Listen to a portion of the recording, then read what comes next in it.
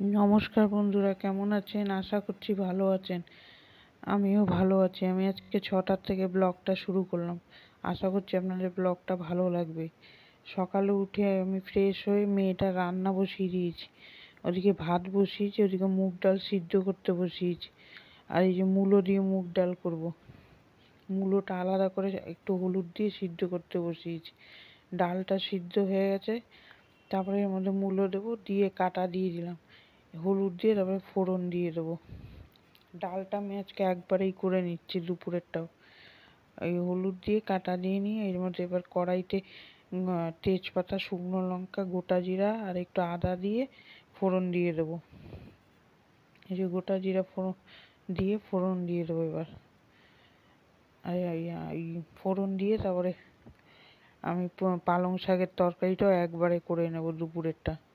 এই যে ডাল ফোড়ন দিলাম, ওদিকে ফুলকপি আলু ভাজা বসিয়েছি।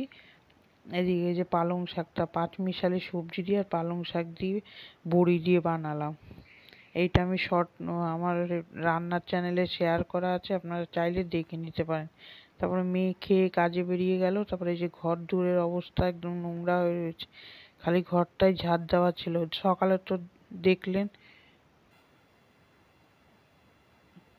দেখলেন বাসন মেজেছে, এই যে আবার কিছুটা বাসন আছে, যে এবার বাসনগুলো মেজে নেব। মেজে নিয়ে তারপরে গ্যাসটা ভাত বসিয়ে তারপরে বাসনটা মাজলাম।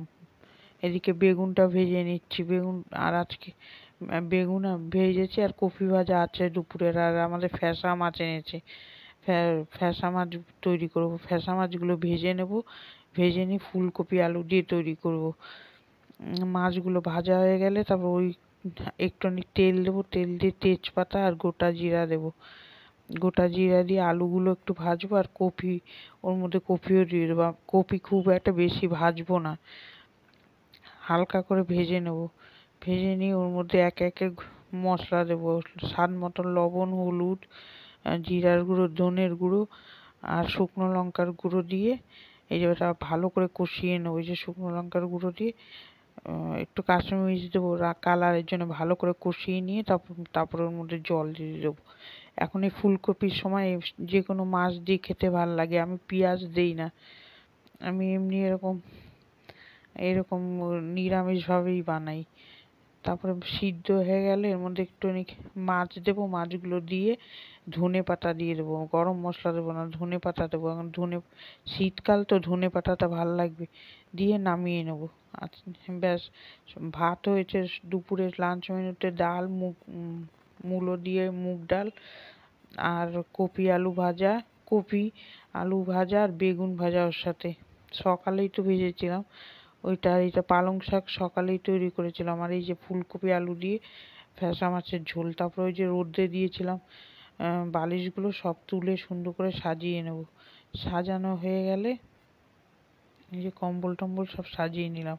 আর ছোটো ঘরে এসে তারপরে সব কিছু জামা কাপড় গুছিয়ে টুছিয়ে জায়গায় রেখে যে বিছানাটা সুন্দর করে পরিষ্কার করে নিলাম।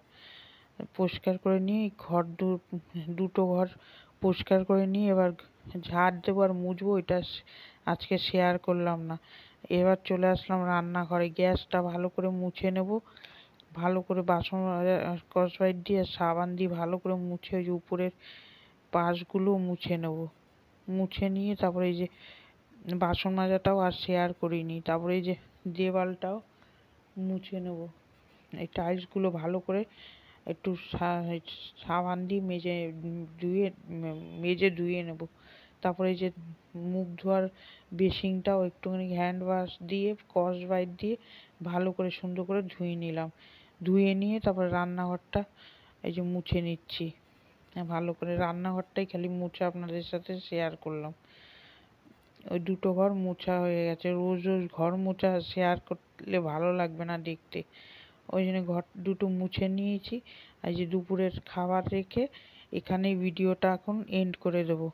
কার কার ভালো লাগলো একটা লাইক দেবেন, আমার সাথে থাকবেন।